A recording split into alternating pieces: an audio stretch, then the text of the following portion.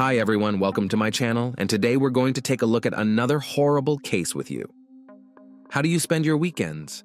Probably with your family, watching movies or reading books, walking with friends, or attending various events. The same cannot be said for the anti-hero of our story.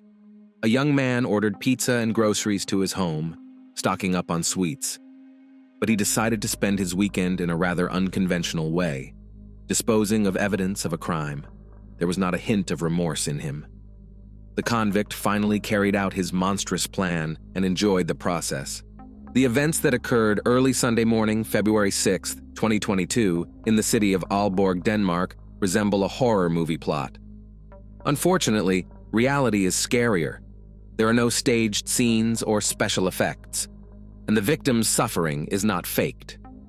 In this incident, everything is real, from the trap into which an innocent girl fell to her brutal end, and the sacrilegious concealment of evidence. This time, we are talking about the criminals living among us. Mia. 22-year-old Mia Skadhauge Steven was a sweet and sociable girl. From a young age, she loved helping people, so she chose a future profession in medicine. In 2016, she enrolled at Aalborg University, the largest in the country, in her chosen specialty. Her classmates noted her inquisitive mind and the enthusiasm with which she approached her studies. As you know, studying medicine is quite difficult and extensive, but the energetic girl could handle everything. She led a healthy lifestyle and took care of herself. Besides, she tried her hand at modeling and even participated in several photo shoots. The night after lockdown. In 2022, her student days were coming to an end. Soon, there would be the final exams and graduation. Perhaps this is why the heroine of our story decided to relax and enjoy her last free days. Moreover, the lifting of restrictions imposed during the COVID-19 pandemic became a reason for celebration. Finally, all the country's residents could fully socialize and meet. Bars and clubs were gradually filling up. The country's population, tired of seclusion, took to the streets. Mia was no exception. Together with friends, she decided to celebrate the end of the semester and joined the mass festivities. However, that evening she misjudged her choice of outerwear and drinks. Apparently, she planned to get home by car with friends, so she dressed nicely but too lightly. The same went for alcoholic beverages. Her group moved from one party to another, alternately changing bars. So when the youth decided to stay in one of the clubs, Steven didn't notice how tipsy she became. Fatigue and lack of experience with alcohol took their toll. A friend recalled that such a state was uncharacteristic for Steven. She was having a lot of fun and dancing even with strangers and didn't want to stop. By 6 a.m., the club's closing time, almost no one was left. Many of her friends had already left earlier, so there was no one to give her a ride. Besides, she had spent all her money, and there was nothing left for a taxi. Because of this, Mia decided to wait for the bus. She spent some time with a 22-year-old guy she met at the party. At the bus stop, the pair talked about something, after which the young man left. Apparently, they were not going the same way, or he decided to walk home. Be that as it may, several hours passed after they parted, but the future nurse never returned home. She didn't return to her family the next day or the day after. Less than a week later, North Jutland police officers made an official statement. After Mia Steven disappeared, her remains were found in the forests of Dronninglund, a small town with a population of about 3,500 people. What led to her demise and why her body was dismembered into 231 parts, we will find out next. Disappearance. Denmark is one of the countries with the lowest crime rate. It is known that its citizens feel happy and at peace. Certainly, out of the ordinary cases do happen. Such incidents cause a wave of indignation, and the entire public follows the developments closely. However, this occurs infrequently and serves as an exception in their otherwise calm lifestyle.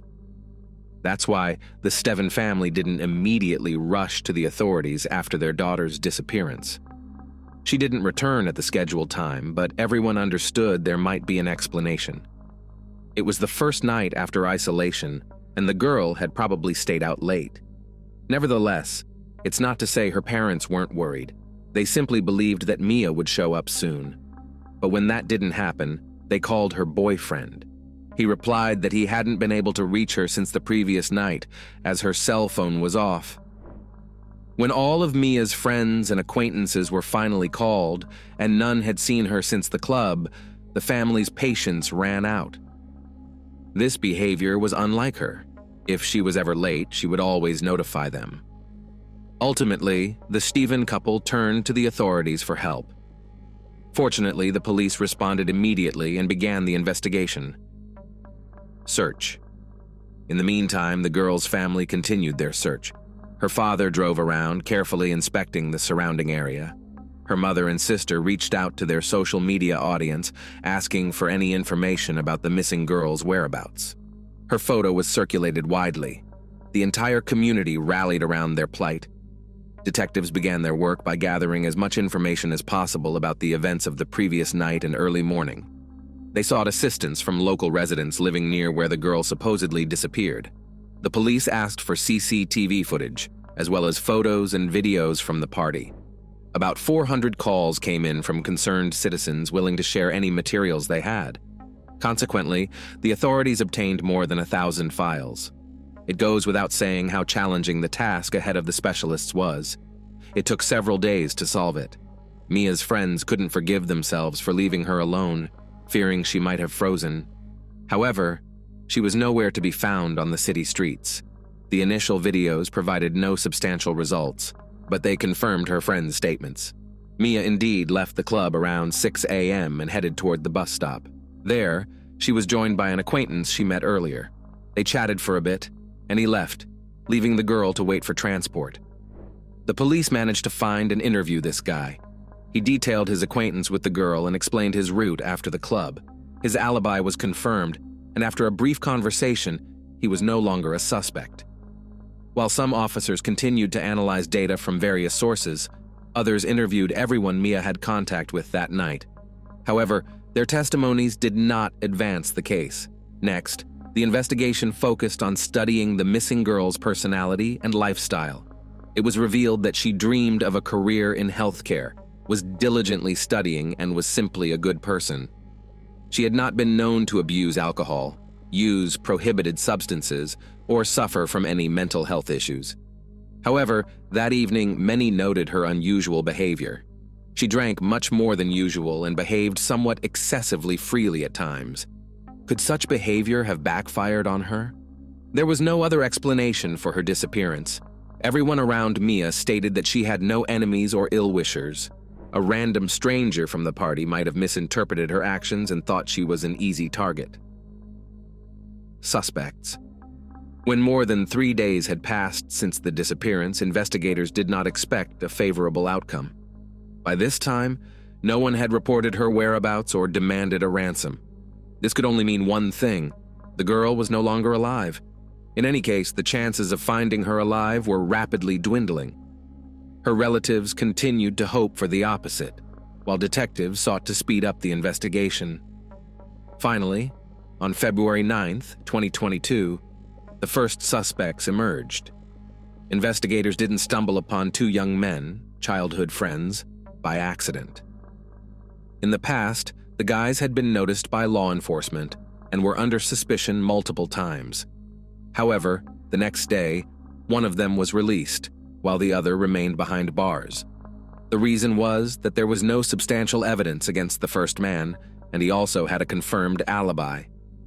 This was not the case for the second detainee, 36-year-old Thomas Thompson, who denied any involvement in the girl's disappearance. But it was evident he knew something, as he had access to the vehicle Mia Steven got into on that ill-fated morning. Initial evidence. On February 8th, a breakthrough occurred in the investigation.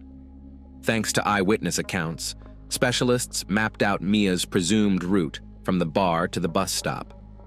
Along this path, additional surveillance cameras had been set up to capture the girl. It was found that at 6:09 a.m., a black van approached her. The driver seemingly offered her a ride, but she refused and the vehicle drove away. Mia proceeded to the bus stop and met the guy from the party. After he left, she stayed there for a while, but the bus never came. By 7:30 a.m., the girl was thoroughly frozen. She walked back and forth to stay warm, jumping in place. She seemed completely desperate and didn't know what to do. So when the familiar van approached again, she got in. Mia's parents couldn't believe that their cautious and responsible daughter would do such a thing. However, they speculated that she did it because she was freezing. Nevertheless, the new information brought the case back to life. Apparently, the van driver could have been the last person to see the girl alive, so he needed to be found and questioned. Carefully reviewing the video footage, law enforcement officers managed to make out the vehicle's license plate. This led them to the suspects who had been using the van. Thomas Thompson was born in Southeast Asia, but later moved to a small place in Denmark with a population of just over 500 people. Initially, his family rented an apartment, but they later moved in with relatives and helped around the house. As a young man, he built a military career and achieved the rank of sergeant. During this time, he held a responsible position and was interested in martial arts. Thomas even received a certificate verifying his knowledge in first aid. After completing his service, he trained as an electrician and was considered a qualified specialist. His colleagues described him as a responsible employee, outwardly calm and approachable, but noted some peculiarities. His mood often changed quickly. In a short moment, he could become sad and pensive, although he had been cheerful and sociable before. Such sharp mood swings were attributed to his military past. It was known that he didn't consume alcohol or prohibited substances. He lived alone in a house located near the club and owned a black 2015 Volkswagen, which led to his arrest.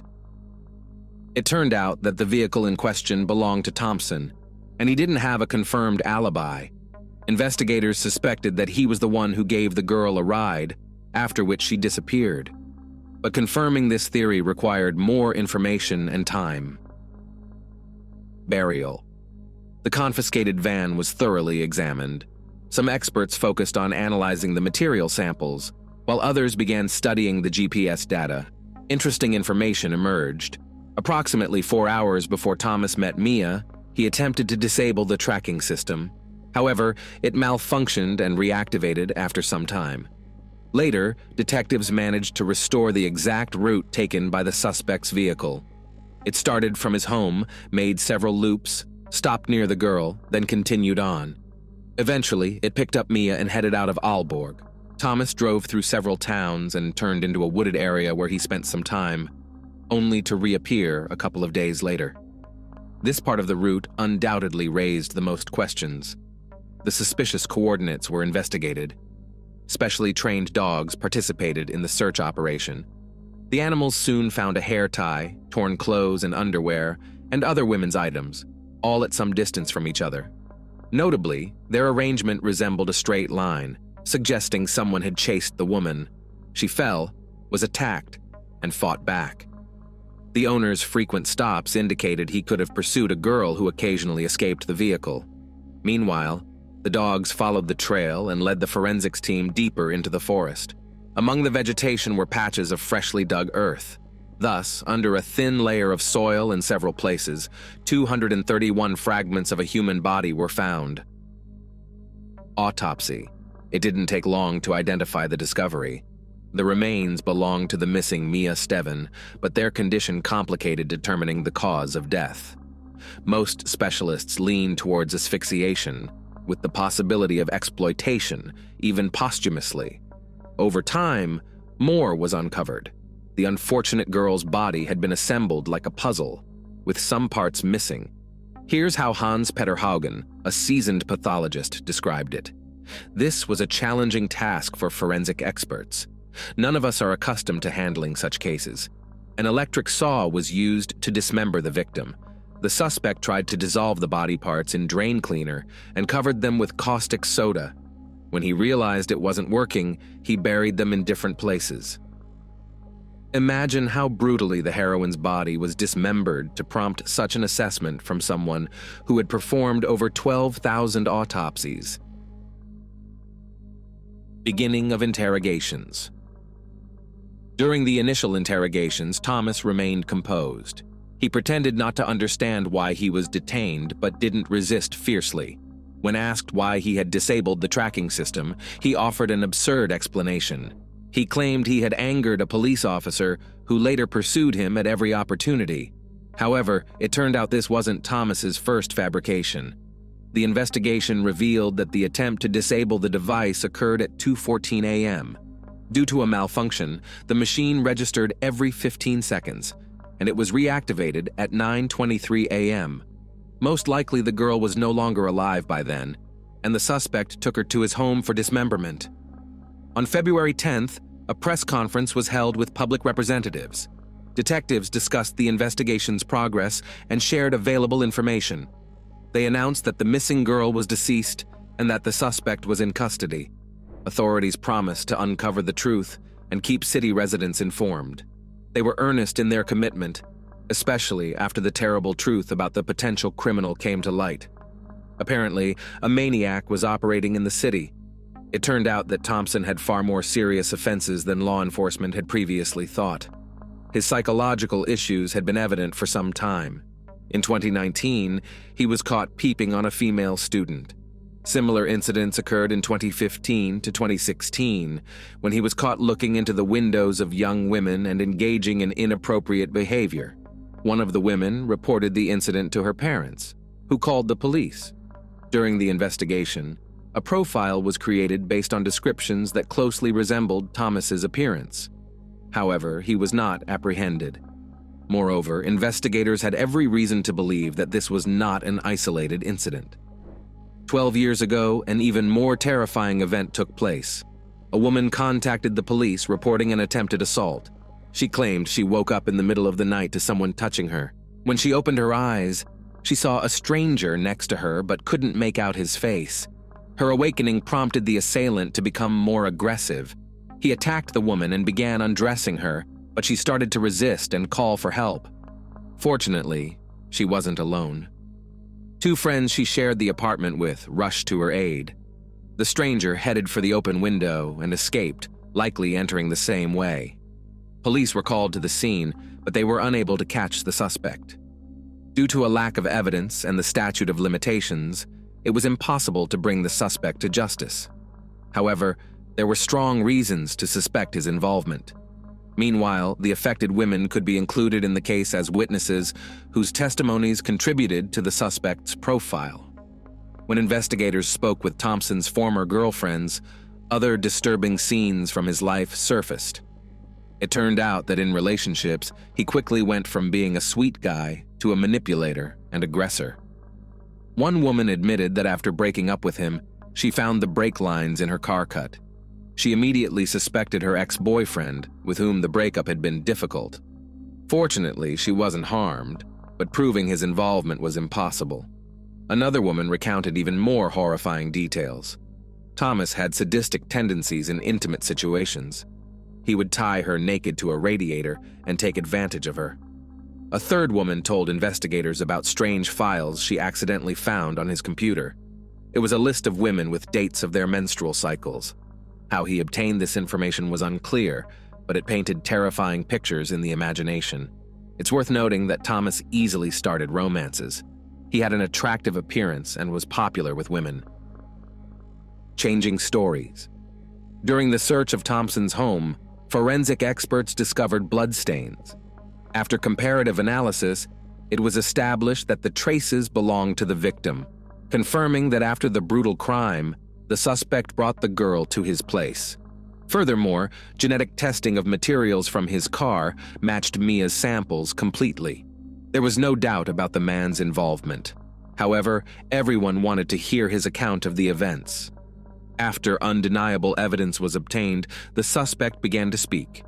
However, throughout several interrogations, he changed his story. It was clear he was lying and trying to shift the blame. In any case, the following came to light. Thomas admitted that he did indeed give Mia a ride, but denied intentionally waiting for her. He claimed he wanted to do a good deed by giving the freezing girl a lift home. According to him, she behaved boldly and said she wasn't in a hurry, so he suggested driving around for a bit, to which she agreed. They drove through the city for a while, and then headed toward the woods, where they were intimate. However, something went wrong, and she had a seizure, during which she fell and broke her neck.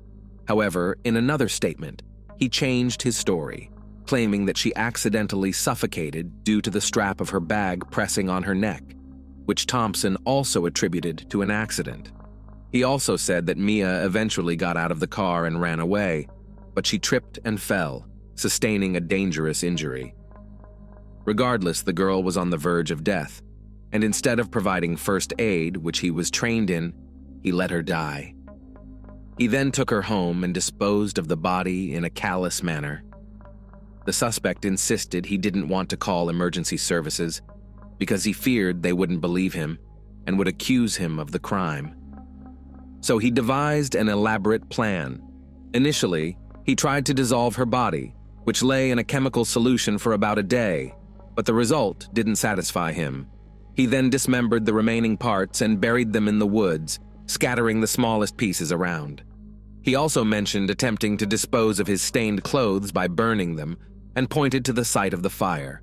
There, detectives found leftover fragments and some tools used in the crime. Thomas tried to portray the events as a ridiculous accident, with the method of disposing of the body as a result of panic. However, the girl's relatives were outraged by his testimony. They were certain that Mia would never have agreed to be intimate with a stranger, considering his words blatant lies and blasphemy. Investigators held the same opinion. Before them sat a ruthless criminal pretending to be a victim of circumstance. The method of destroying evidence alone spoke volumes. Verdict. According to detectives, on the night of February 6th, Thomas went on the hunt.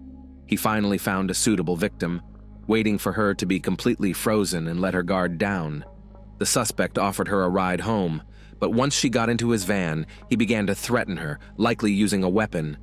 The girl resisted and tried to escape several times, but the odds were against her. The man managed to take advantage of and deprive the poor girl of life. Forensic experts believed asphyxiation was the most likely cause of death, but we must remember that not all body parts were found, which could hold other grim secrets. The fact of the attack was undeniable, and the crime was the result of the victim's resistance.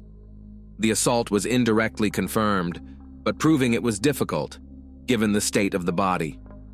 Finally, Thompson was charged and brought to trial.